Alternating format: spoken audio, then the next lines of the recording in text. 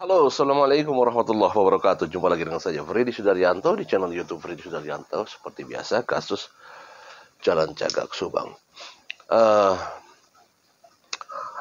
Tidak susahnya kasus Jalan Cagak Subang terungkap adalah karena tidak ada orang yang melihat kejadian pada saat jam-jam krusial. Ya. Jadi tidak adanya orang yang melihat, satu. Kedua, tidak ada CCTV yang memantau pergerakan di jam krusial, yaitu antara jam 12 sampai jam 6 pagi. Ya, tidak ada orang yang melihat, tidak ada CCTV yang memantau, tidak ada handphone yang menyoroti. Nah, inilah sebenarnya kesusahan di kasus Jalan Cagak Subang. Kedua adalah minimnya jejak, ya. Jadi banyak sekali jejak-jejak yang dihapus, yang terhapus, baik sidik jari dan lain sebagainya. Ya, itu yang membuat kasus Subang ini begitu alot, ya. Ya beda kalau kasus Sambo karena orangnya yang menembaknya ada di situ, jadi tinggal ditelusuri saja. Ya. Tapi kasus Subang ini sangat-sangat luar biasa. Tentu pertanyaannya adalah apakah memang tidak ada sisik jari ataukah semuanya dihapus? Ya, kita lihat pagi-pagi di sana banyak genangan air, ya, seolah-olah bahwa ini memberikan isyarat bahwa memang ada upaya untuk pembersihan sidik jari, ya, dan ya DNA dan lain sebagainya. Kemudian adanya tidak adanya alat bukti yang menjurus ke arah sana. Walaupun memang sempat disampaikan bahwa diduga dipukul almarhumah dengan papan penggilasan, ya, seperti itu. Nah, tentu kalau papan penggilasan juga pada saat memegangnya harusnya ada sidik jari, tapi barangkali ya dihapus juga. Nah, proses-proses penghapusan ini, ya, ini kan memakan waktu yang cukup panjang. Maka disinyalir bahwa kasus pembunuhan ini berlangsung dari malam sampai pagi.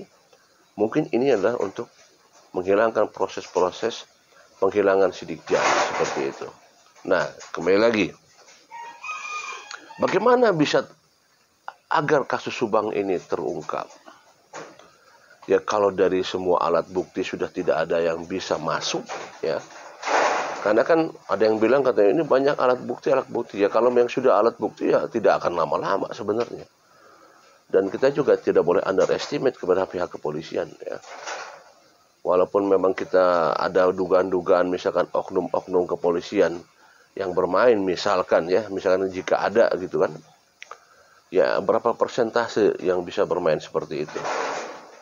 Nah, saya yakin sekarang ini bahwa pihak kepolisian yang sekarang nih, ya, di bawah kepemimpinan Kapolda yang baru dan direkturnya baru, ini saya punya keyakinan ada strategi khusus yang dilakukan oleh pihak kepolisian sekarang ini, strategi yang sangat-sangat kalau saya katakan sangat luar biasa barangkali, ya.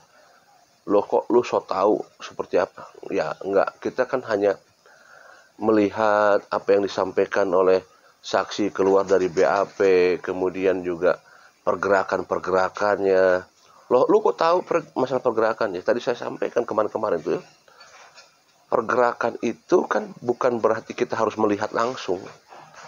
Kadang-kadang ada orang yang memberikan informasi kepada kita bahwa di sana ada pergerakan bahwa saya melihat ada pergerakan ada yang memberikan informasi lewat media, Bang Fred, kemarin ada datang orang ke rumah ini, bla bla bla gitu kan, kita coba cari informasi. Nah, ini salah satu hal yang saya mengamati ada pergerakan khusus, strategi khusus yang dilakukan oleh pihak kepolisian, khususnya Polda Jabar ini.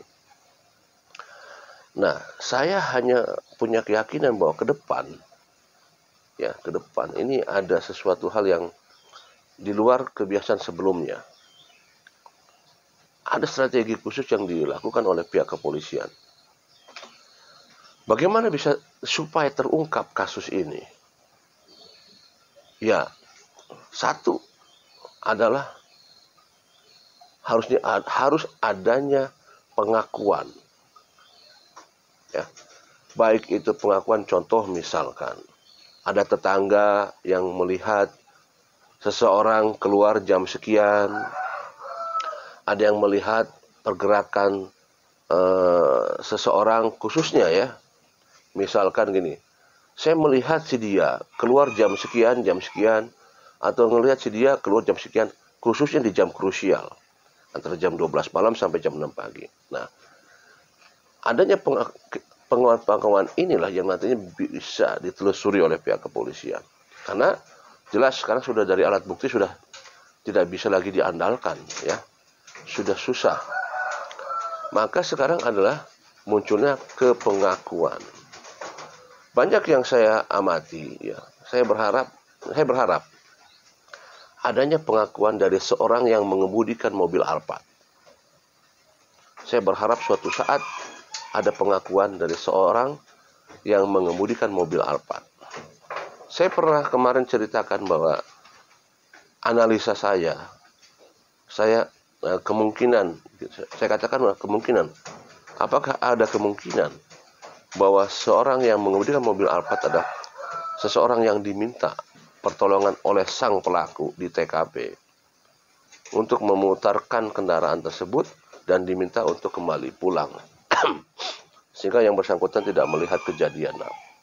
Tapi minimal kalau si orang supir ini yang mengendarai mobil Alphard ini, dia mau bilang bahwa saya diminta oleh dia. Nah, itu yang ditunggu sebenarnya. Bahwa saya diminta oleh dia untuk mengemudikan. Nah, nanti kan bisa ditelusuri apa maksudnya Anda meminta dia untuk memanggil. Nah, seperti itulah contoh. Pengakuan ini yang sebenarnya yang ditunggu. Pengakuan apa lagi?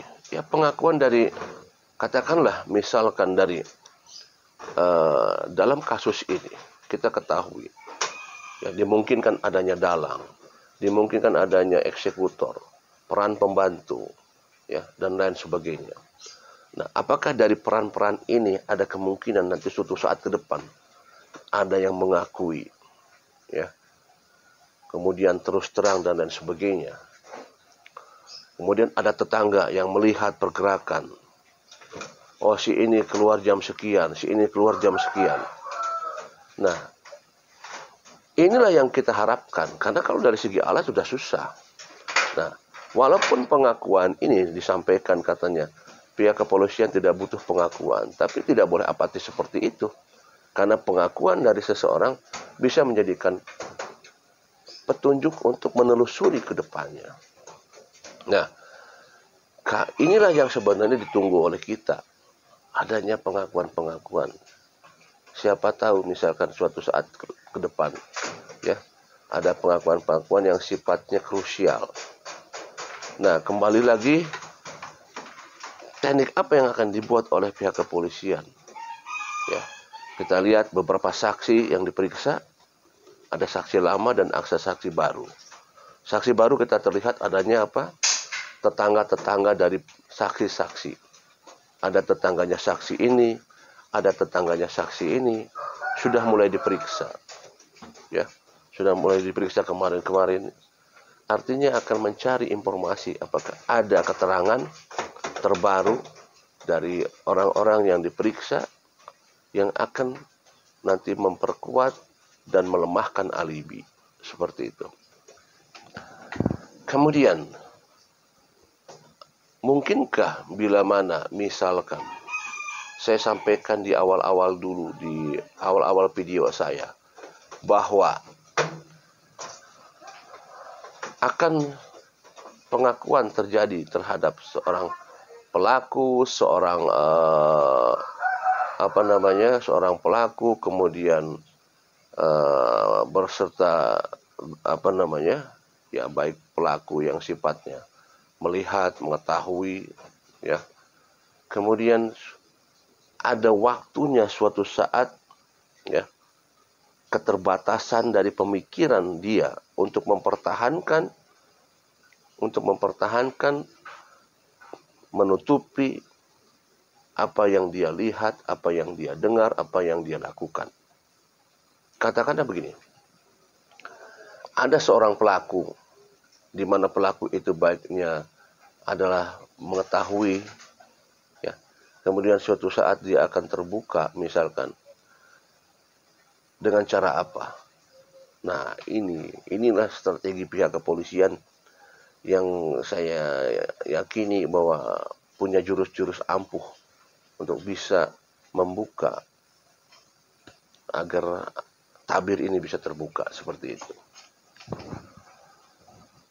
Karena harapannya ada dari situ sekarang. Ya, harapannya dari situ. Pada saat seorang terbebani pikiran, ya, seseorang terbebani pikiran, maka beban itu semakin hari akan menumpuk. Nah, pada saat menumpuk beban itu, maka suatu saat dia akan melepaskan beban itu dengan teriakan yang sangat histeris. Kasus ini jika dilakukan oleh orang yang profesional, apa itu? Pembunuh bayaran, maka beban itu, ya, beban yang dia lakukan bebannya akan datar. Karena dia seorang profesional. Tetapi kalau kasus ini dilakukan bukan oleh orang profesional, orang yang biasa-biasa saja, yang tidak pernah melakukan pembunuhan, atau orang yang melihat, orang yang mendengar, orang yang langsung ada di TKP, ini akan dijadikan beban pikiran buat orang yang ada di sana, maka beban itu terus akan menumpuk. Hari demi hari akan terus menumpuk. Ya, akan terus. Maka yang namanya semakin menumpuk, maka suatu saat ini akan pecah. Karena apa? Beban pikiran, psikologis. Maka ini suatu saat ini akan pecah. Ya. Apalagi kalau kita bicara apa? Kuasa Tuhan. Kalau kita sudah bicara kuasa Tuhan, mudah bagi Tuhan untuk bisa membuka hati seseorang untuk bisa terbuka. Tapi okelah, karena kalau masalah itu kita kita yakini saja itu. Tapi sekali lagi bahwa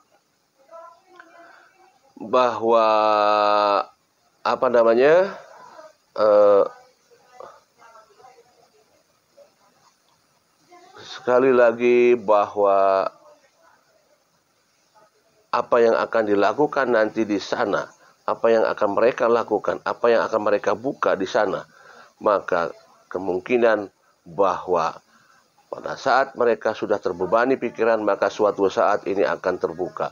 Suatu saat ini akan meledak suatu saat.